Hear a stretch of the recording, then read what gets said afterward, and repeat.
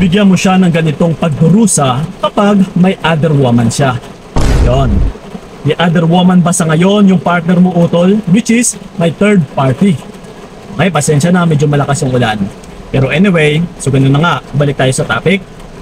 Kapag may other woman yung mga partner ninyo na lalaki, ituturo ko sa inyo yung pagbibigay ng pagdudurusa din sa mga partner ninyo. Ibig sabihin, utol, ay lumabas tayo sa comfort zone niya. Pero sa anong pamamaraan? That's why ito, sa video na ito, ay ituturo ko sa inyo isa-isa. Para at least makalabas kayo sa comfort zone ng isang lalaki na kahit may other woman siya ay talagang hindi siya makokomportable. Na kailangan yun talaga yung kunin natin sa kanya. Na mapapaisip din siya na ito pala yung mawawala once na ipagpapatuloy ko to. Okay? So ito, huwag na nating papatagalin pa. Una sa lahat is huwag magpagalaw. Yes. Yes, of course ha. Alam mo na nga na may other woman siya, bakit ka pa magpapagalaw? Yes. Malay natin, kakagamit niya lang sa other woman niya and then pag uwi niya sa inyo is gagalawin ka rin niya. Yo! Okay na ba yan sa'yo, utol? Ha? So that's why, once na may other woman siya, matik na yan. Huwag na huwag ka talagang magpapagalaw. Kahit magkakanda-away-away pa kayo, kahit magagalit pa siya, yes, utol. Tatagan mo yung sarili mo kasi wala kang ginagawang kasalanan dito, which is siya. Ha? Yun, and then ito, yung pangalawa natin is huwag kausapin. That's why napaka-epektibo talaga na palagi nating tinuturo yung no contact rule. Yes? Kasi nakikita mo na nga na may something wrong sa ginagawa ng partner mo na lalaki, gano'n na nga may other woman, ano pa yung rason kung bakit mo siya kakausapin? Para mamanipulahin ka niya? Para mauuto ka niya? Para mababaliktad ka niya? So wala ka rin makukuhang tamang sagot or totoong kasagutan na kung kakausapin mo pa siya. So that's why, utol, kailangan talaga is umiwas ka muna na kumausap sa kanya. Okay? So yon. And then ito, yung pangatlo natin is huwag arugain. Yes.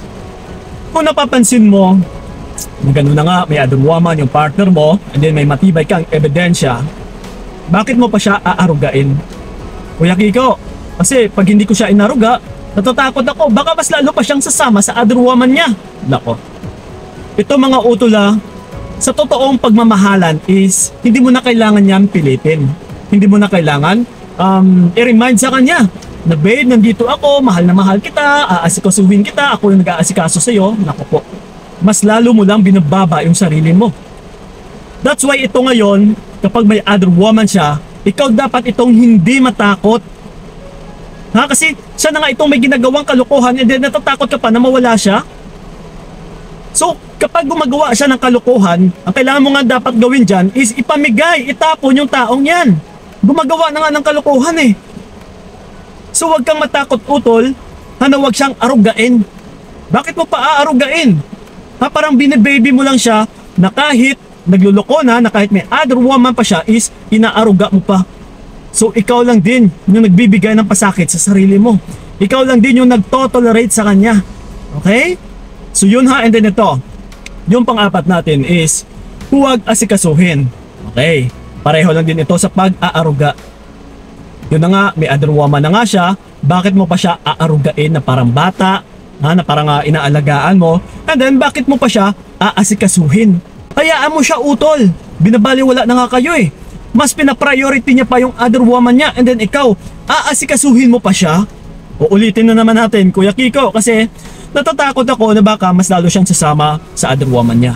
Then, siya na nga itong may ginagawang kalokohan, ipamigay mo, magparaya ka, utol. Huwag na huwag ka talagang magpakita ng takot. Ha?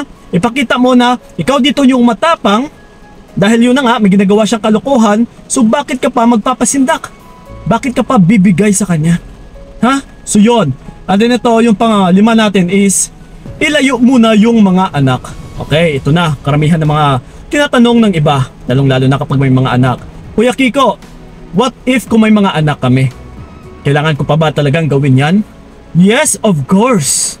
May anak man or sa wala, kasi kung yan at yan yung nasa isipan ninyo mga utol dahil may mga anak kayo, is gagawin po yung alas ng mga partner ninyo na lalaki na mas lalo siyang magluloko dahil may rason siya na hindi mo siya kayang iiwan, na hindi mo kayang umatras sa kanya dahil sa mga anak ninyo. Lalong-lalo na kapag nakikita niya talaga na ikaw mismo is natatakot na umalis dahil sa mga anak ninyo.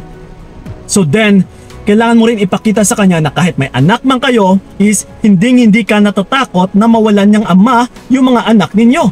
Hindi naman kasi ikaw yung gumagawa ng kasalanan dito eh. Siya. Ibig sabihin siya yung nagsimula. Siya yung sumisira ng pamilya ninyo.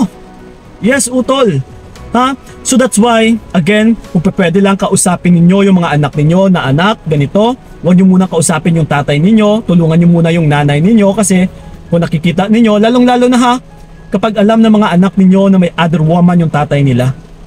Yes, i-explain mo sa kanila na anak, kailangan talaga natin gawin ito para mabigyan din ng leksyon yung tatay ninyo. Kasi pagdating naman sa side ko, kung mahal nyo or minamahal nyo talaga yung nanay ninyo, tulungan nyo naman ako kasi napakasakit din naman sa part ko bilang nanay ninyo na niloloko. Yes, kayong mga anak nasasaktan, mas nasasaktan yung nanay. Yes. So yun po ha, kailangan nyo munang ilayo para mapaisip din yung mga partner ninyo na lalaki na may other woman na ito pala yung mawawala. Okay, like I said kanina, na ito pala yung pwedeng mawala sa akin. Unti-unti na palang nasisira yung pamilya ko. Unti-unti na palang nawawasak yung pamilya ko dahil sa mga pinaggagawa ko. Yes. Yun talaga yung mapapaisip o yung papasok sa isipan ng partner mong lalaki na manluloko. Nang dahil sa kanya is, yun na nga, hindi niya na makukuha o maggagawa lahat ng kagustuhan niya sa pamilya niya. Dahil kinukuha mo utol. Dahil iniiwas mo sa kanya. That's why kailangan nating lumabas sa comfort zone niya. Huwag mo siyang bigyan ng komportable once na siya ay nagloloko. Okay? So yun ha. And then ito, lastly is, huwag bigyan ng pera. Yes, lalong-lalo na sa mga mapera dyan ha.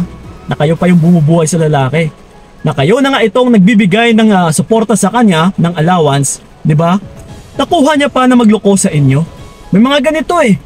Dahil po yan sa pag-aabuso ng mga lalaki sa inyo.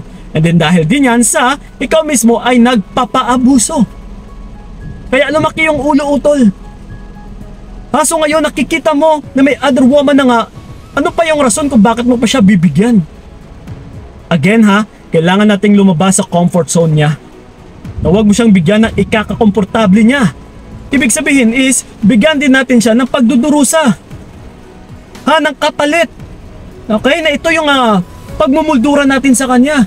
Na kung magloloko ka, kapag may ginagawa kang kalokohan, ito yung mga posibleng mawawala sa iyo.